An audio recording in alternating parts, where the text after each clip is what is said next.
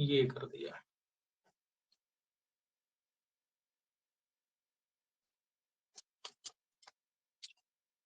देखो भाई, ये रहा आपका बोर्ड। दिखाई दे रहा है कि नहीं? दिख रहा है सर।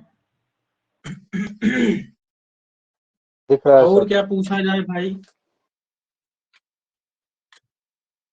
अपने आप ही थोड़ा बहुत कुछ कुछ बता दीजिए प्रभु। जैसे उपपद का मतलब क्या है? उपपद का समीपे उत्तीर्णम पदम उपपदम। और क्या है?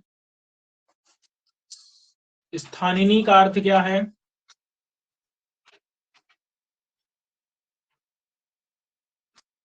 इसका बताए थे आप। जिसका स्थान हो। वो तो है ही है, अप्रयुज्यमान लेकिन उसका हो जाता है वैसे करके। हाँ, अंतिम वाला निष्कर्ष रूप में स्थानिनी का अर्थ क्या निकलता है? अप्रयुज्यमान। अप्रयुज्यमानः। अप्रयुज्यमान। और समानाधिकरण का? समानाधिकरण का तिंगवाच्य होता है कर्ता। ईश्वरवाच्य और तिंगवाच्य।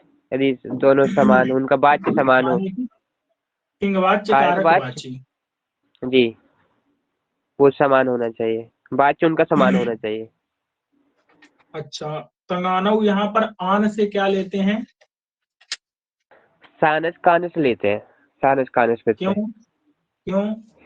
क्योंकि उनमें ही आन मिलता है। वो चानस में मिलता है तो चानस वो उनसे धातु से नहीं होते, इसलिए चानस को लिया नहीं जाता है। धातु से वो विहित धातु से नहीं है। नहीं होते?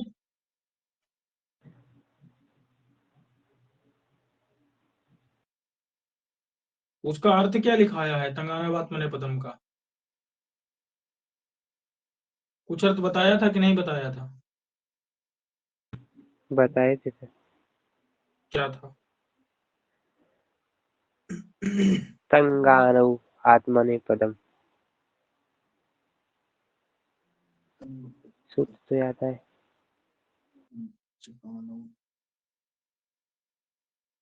ना भाई, ऐसे थोड़े चलेगा। उसमें ऊपर से किसकी अनुवृत्ति आती है?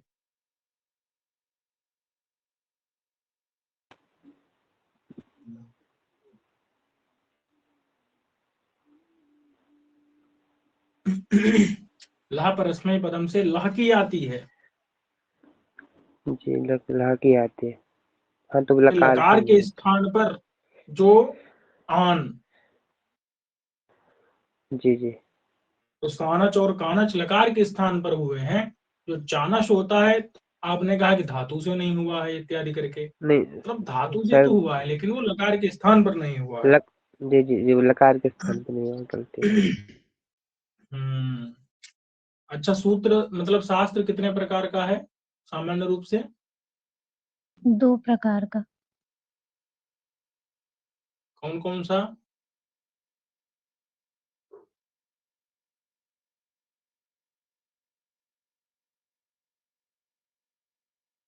शब्द शास्त्र उपसर्ग और और अशब्द शास्त्र। अपवाद शास्त्र।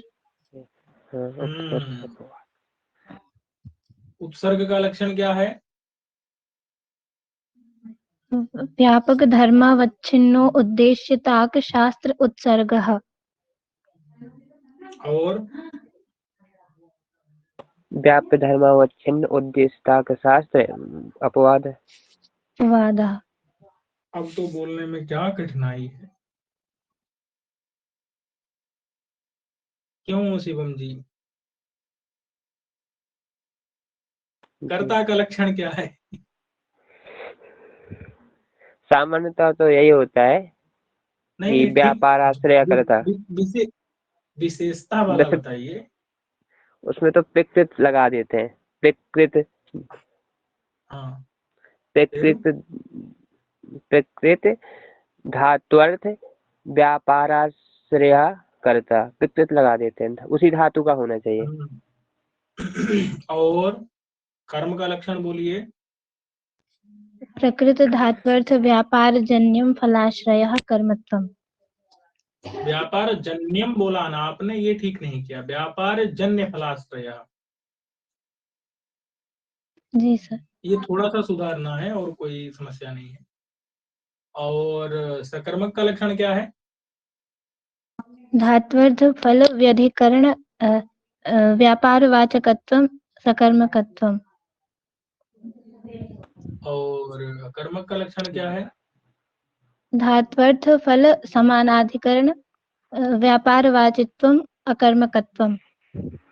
जी, धातु कर्म का लक्षण जो है समानाधिकरण ना उसमें व्यापार थोड़ा सा सुधार करना है। फिर से कर्म का लक्षण बोलिए। प्रकृत धात्वर्थ व्यापार जन्यः फलाश्रयः कर्मत्वम्। अब इसी में जोड़ना है, जन्या नहीं, जन्य, विसर्ग या वो नहीं रहेगा, समास रहेगा, जन्य और फल में समास रहेगा। उसी में जोड़ना है प्रकृत धात्वर्थ फल। जी। प्रकृत इतना और धात्वर्थ फल जोड़ना। व्यापार। अब फिर से बोलिए पूरा। प्रकृत धात्वर्थ व्यापार जन्य प्रकृत धात्वर्थ फलाश्रयः। विकृत धात्वर्थ व्यापार जन्य विकृत धात्वर्थ फलाश्रय कर्म। ये होना चाहिए। और वहीं के लिए एक अकर्मकता के लिए एक पंक्ति बोले थे, कुछ याद है? जी। फल व्यापारयोर एकनिष्ठतायाम् अकर्मकः। इसका मतलब क्या है? जब फल और व्यापार एक निष्ठ होंगे तब धातु अकर्मक होगी। अच्छा, जैसे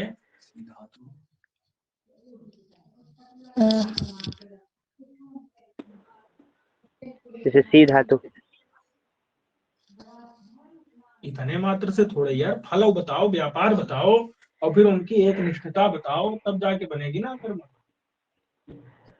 अच्छा, सी धातु का व्यापार हुआ, जो भी वो क्रिया है जो बेड वगैरह हाँ, हम समझ लगाएगा। गए, आप बता देंगे। अब नहीं, आप रहने दीजिए, नहीं नहीं, आप रहने दीजिए, दूसरा कुछ पूछते हैं।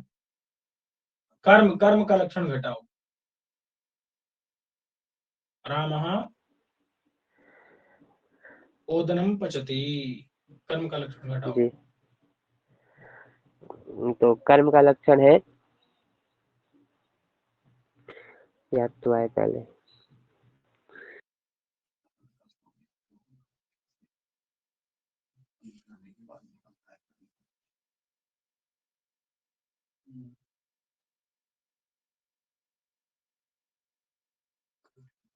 नहीं आ रहा।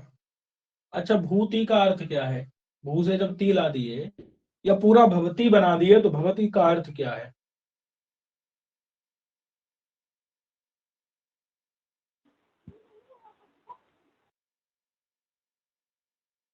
अच्छा, भवती में ती का अर्थ क्या है?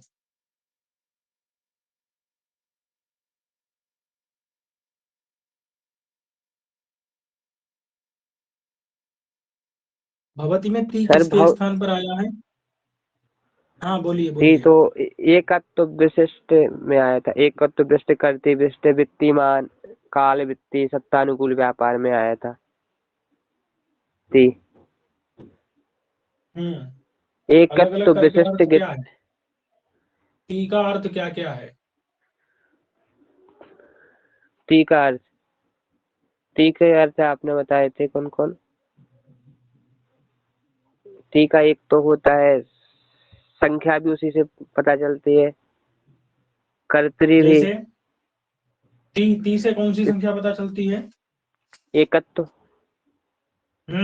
और ती से क्या एक पता चलता है? कर्ता पता चलता है, और ती से काल कौन सा पता चलता है? वर्तमान वर्तमान काल पता काल। चला, और वर्तमान व्यापार काल भी। किसमें विशेषण होता है? लट लकार। एक पंक्ति बताई थी, क्रिया भेदाय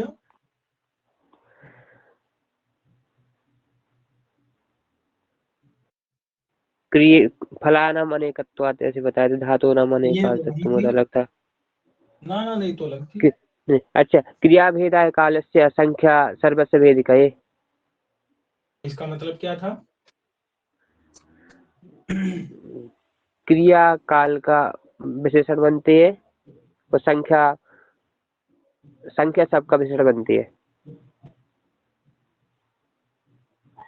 क्रिया काल का विशेषण बनती है, ऐसा तो नहीं है भाई, उल्टा पलटा नहीं बोलना है।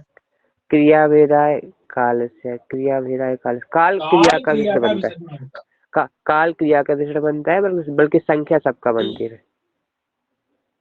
क्रिया है। काल भेदाय किसमें काल से, विशेषण होता है? क्रिया में विशेषण होता है। क्रिया में।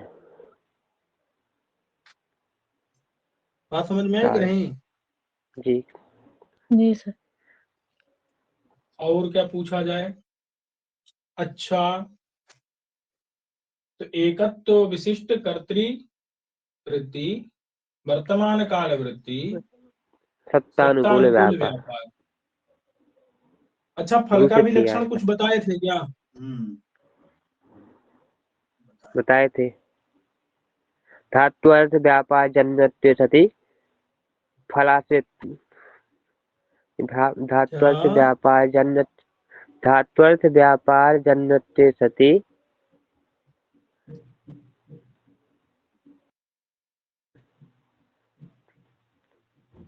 धात्वर्थ व्यापार जन्य धात्वर्थ व्यापार जन्यत्वे सति धात्वर्थम फलत्वम। मतलब जी, जो धात्वर्थ व्यापार से जन्य हो, जो धात्वर्थ भी हो, वो फल है। जैसे एकदम सही है।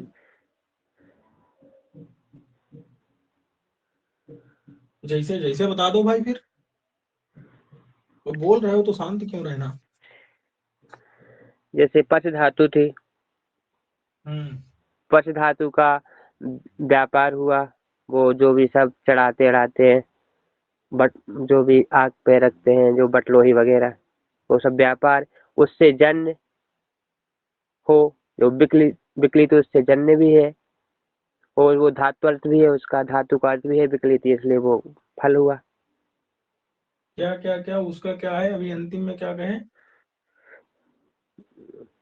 धातु अर्थ व्यापार जन्य पे, और धातु का वो अर्थ, वो धातु अर्थ भी है, धातु का अर्थ भी है बस विकलिति। इतनी सी बात है, और कोई बात ही नहीं है। आप बताइए कि धातु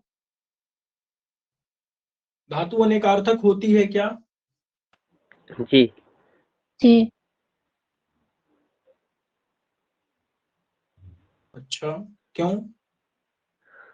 फलानाम, फल, उसके फल अनेक होते हैं। फल वेद से, हाँ, फल अनेक इसलिए होता है। अच्छा, अगर फल क्या धातु के व्यापार, धात्वर्थ व्यापार अनेक होते हैं कि नहीं? होते तो अनेक हैं, लेकिन उनको लेकर समेट के एक ही जगह रख लेते हैं, अनेक होते हैं। जैसे पच धातु है, पच धातु का अर्थ क्या है?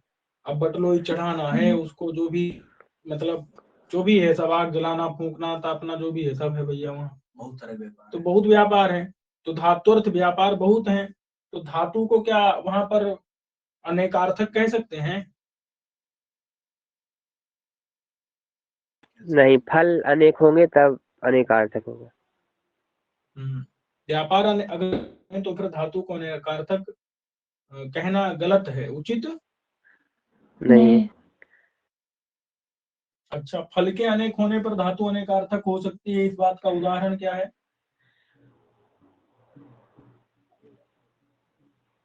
जैसे बताए थे अभी आप, भूहि धातु बताए थे। भूहि धातु बताए थे।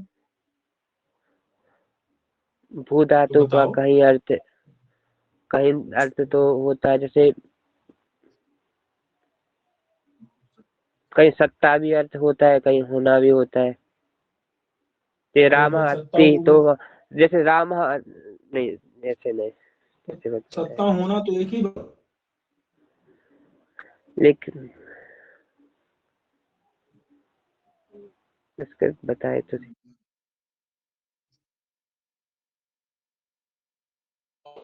बनेगा।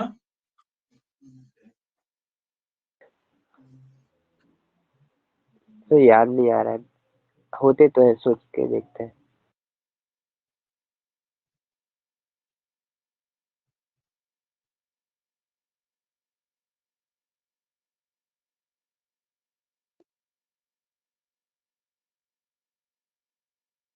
जैसे यही तो, एक तो सत्तानुकूल व्यापार हो गया, और एक हो सकता है यहीं पर उत्पत्ति अनुकूल व्यापार। जी, क्या हो उत्पत्ति सकता है? अनुकूल उत्पत्ति अनुकूल तो व्यापार। फल बदल उत्पत्ति गया ना। अनुकूल व्यापार। जी सर। धातु अनेकार्थक होगा यहाँ पर। अनुकूल मतलब क्या होता है? जनक, मतलब थोड़ा और सरल करके उत्पन्न करना। जन्म। उसको उत्पन्न करने वाला। अच्छा, जी। फल को उत्पन्न करने वाला। यानी अनुकूल के पहले जो होगा वो फल होगा, अनुकूल के बाद में जो होगा वो व्यापार होगा, है ना। जी, जैसे उत्पत्ति अनुकूल अनुकूल व्यापार, तो अनुकूल के अनुकूल पहले के पहले उत्पत्ति है। व्यापार हो।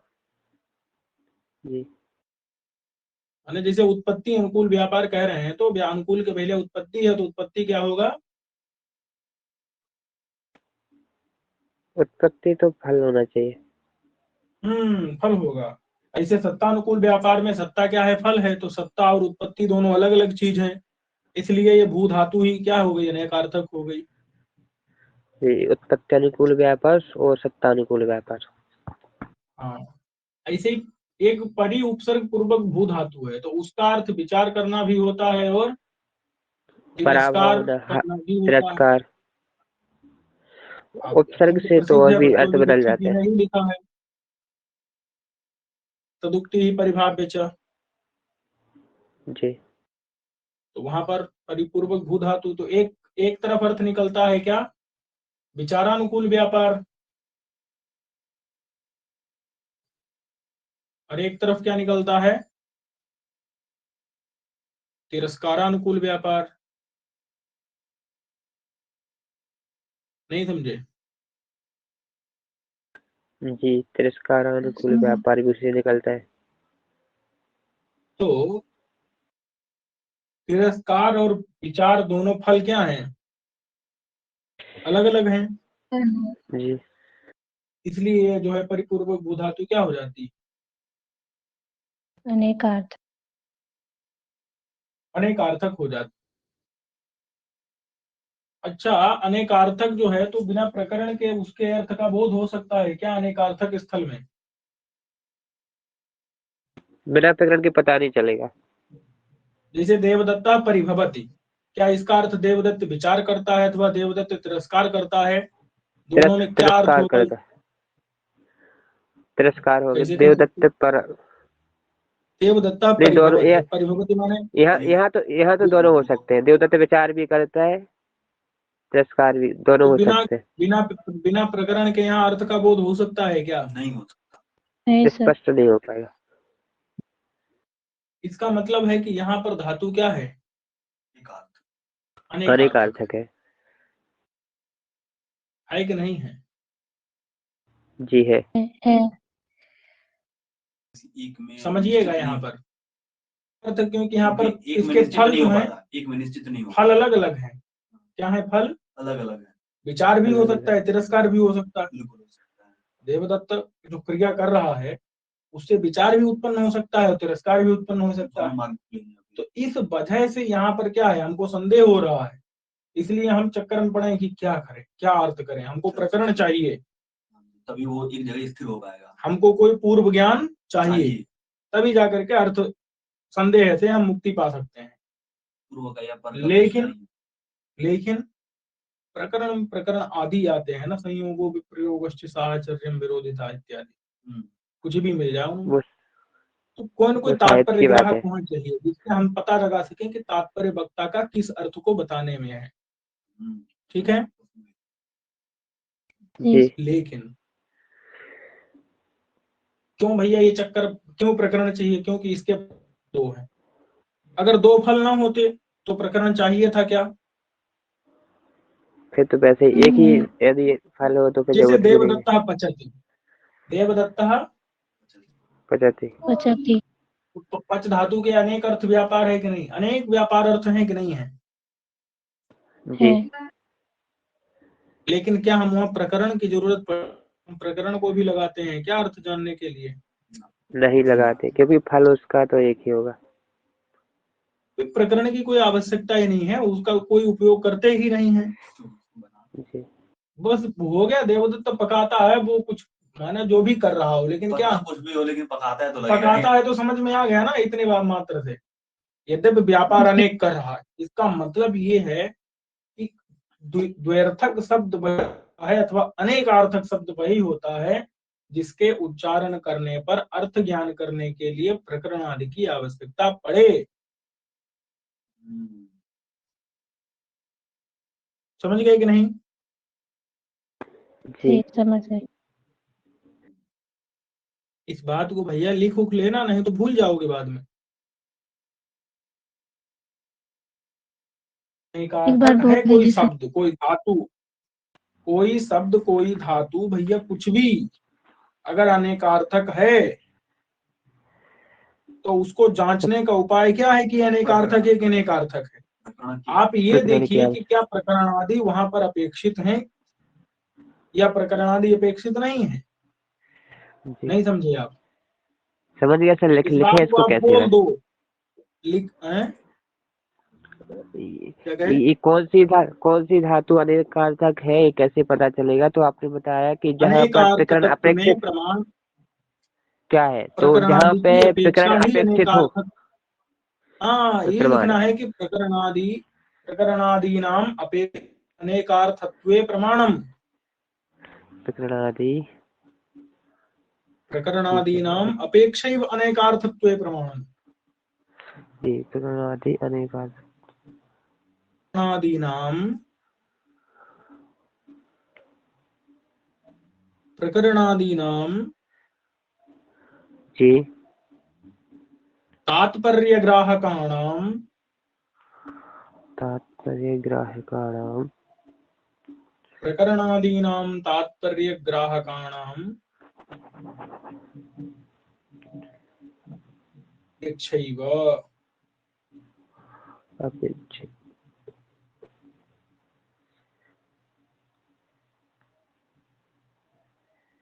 अनेकार्थत्वे प्रमाणम।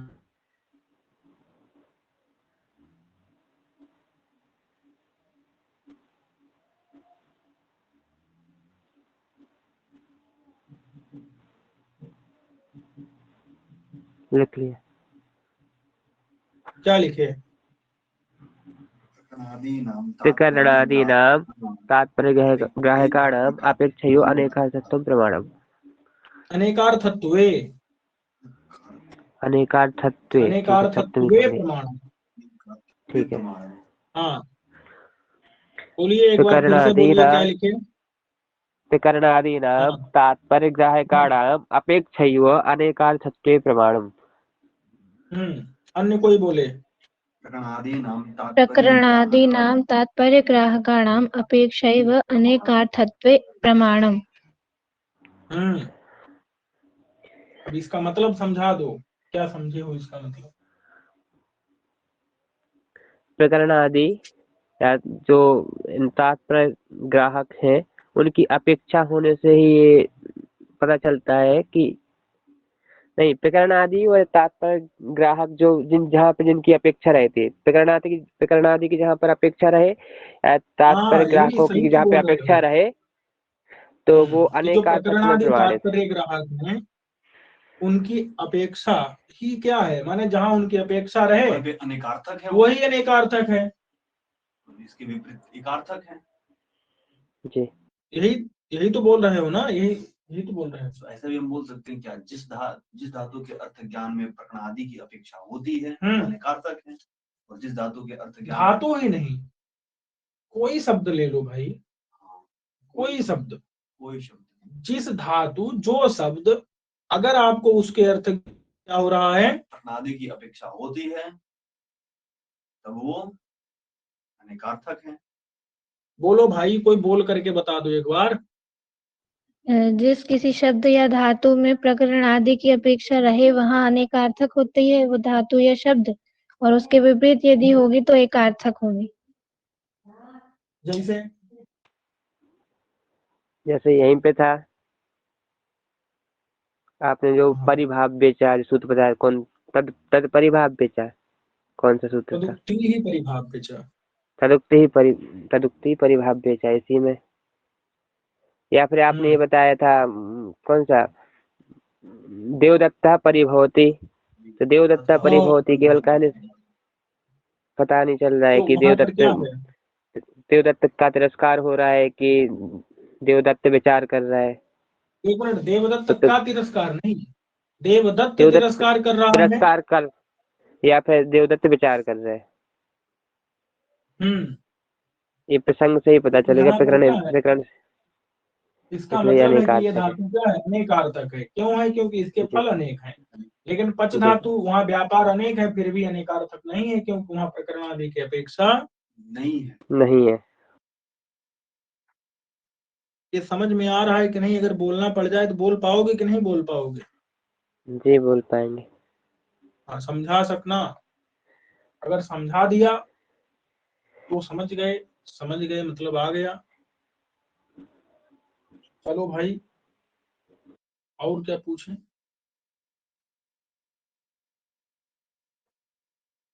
अच्छा, फल और व्यापार जब एक निष्ठ होते हैं तो धातु अकर्मक होती है आखिरकार। मतलब व्यापार और एक निष्ठतायाम अकर्मकः धातु भवति। क्यों? क्योंकि अकर्मक का लक्षण घट जाता है इसलिए, या फिर कुछ और? क्योंकि वह कोई कर्म नहीं होता है, कर्म बन नहीं पाता है। क्यों?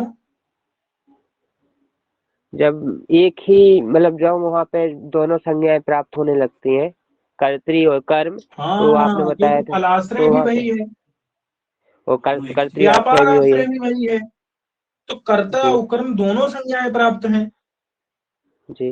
अवाक डारा दे का संज्ञा, इसके तो एक अधिकार में ही कठारा संज्ञा या कर्म परा। जी। हम्म। तो कर्तृ संज्ञा मतलब विपरीत सीधे परम कार्यम से पर होने के कारण कर्तृ संज्ञा ही होती है, कर्म संज्ञा नहीं होती वहाँ पे। ओ, बात समझ में आ गई? जी तो इस तरीके से क्या हो गई, बड़ी बड़ी परीक्षाएं हो गई आपकी। और एक बात अच्छा पूछ लेते हैं फिर। पूछ क्या लेते बता देते हैं। जैसे देवदत्ता परिभवत, यहाँ पर क्या है, एक अर्थ निकलता है कि नहीं? जी, दोनों अर्थ निकल सकते एक साथ में दोनों निकल सकते हैं क्या? हैं। एक साथ में दोनों कभी नहीं नहीं। निकल सकते, एक ही नहीं। लेकिन अगर एक साथ में दोनों निकालने हो तो क्या जुगाड़ है?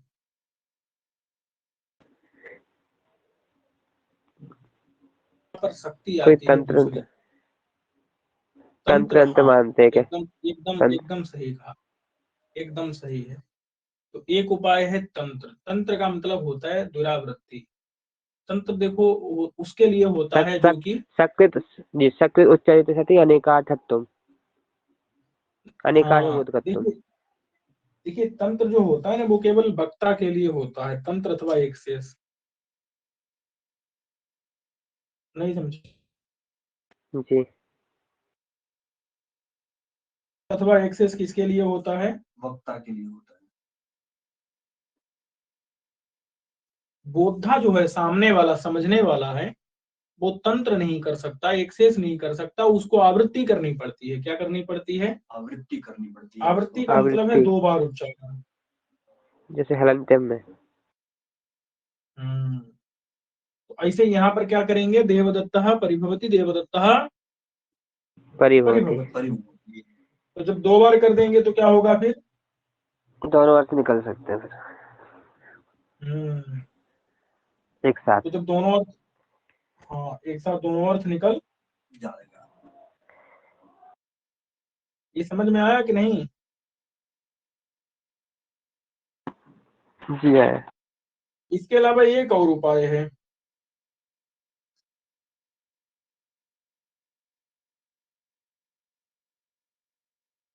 एक और उपाय है, वो उपाय है व्यंजना। आप क्या करते हैं, अभिधा के द्वारा एक अर्थ निकाल सकते हैं, लेकिन अगर दूसरा व्यंजना व्यंजना के द्वारा क्या कर सकते हैं, आप दूसरा अर्थ भी। निकाल सकते बात समझ में आई कि नहीं? ये बात याद रखिएगा। हैं। जी किसी वाक्य का अगर उसका 2 अर्थ है तो आप पहला अर्थ तो किससे निकालेंगे? अभिधा शक्ति से। और दूसरा अर्थ कैसे निकालेंगे? व्यंजना से। व्यंजना के द्वारा। ये भी एक तरीका है। और दूसरा तरीका, दोनों वाक्यों को क्या कर लेंगे, 2 बार उच्चारण कर लेंगे। तंत्र। तंत्र किसने किया है? वक्ता ने। वक्ता ने किया है। लेकिन बोधा क्या करेगा? उसको 2 बार उच्चारण कर लेगा समझने वाला, और 2 बार बोल देगा देवदत्ता परिभवति, एक अर्थ निकाल लिया। दूसरी बार बोल दिया देवदत्ता परिभवति, दूसरा अर्थ निकाल लिया। 2 बार बोल के समस्या ही नहीं है। एक बार में नहीं निकल सकता, क्योंकि नियम है सकृत उच्चरितः शब्दः सकृत एव अर्थम गमयति। सकृत उच्चरितः शब्दः सकृत अर्थ एव गमयति। सकृत एव अर्थम गमयति। सकृत एव अर्थम गमयति। क्या नियम है? सकृत उच्चरितः शब्दः सकृत अर्थम एव गमयति। सकृत एव अर्थम गमयति। सकृत लिख एव लीजिए अर्थम नियम को गमयति। भाई, नियम सकृत को लिख लीजिए। उच्चरितः सकृत उच्चरितः शब्दः शब्दः सकृत सकृत अर्थम सकृदेव अर्थं गमयति। सकृदेव लिख लिया। एक बार उच्चरित एक बार ही अर्थ का बोध कराएगा।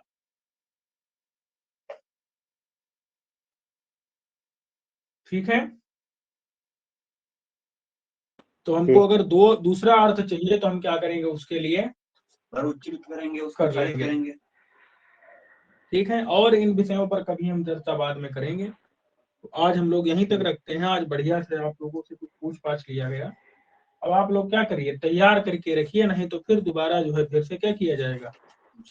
फिर से पूछ लिया जाएगा, और यही जो है खेल चलता रहेगा। ठीक, अब जब अच्छे तक आप से तैयार नहीं करेंगे तब तक हम आगे नहीं बढ़ेंगे। हमको लगेगा अच्छा चलो फिर से पूछना है, बढ़िया है, पूछते हैं। ये पूछना जो है एक अच्छा उपाय है। चलिए ठीक है, तो हम यहीं पर जो है इसको रखते हैं। ठीक है।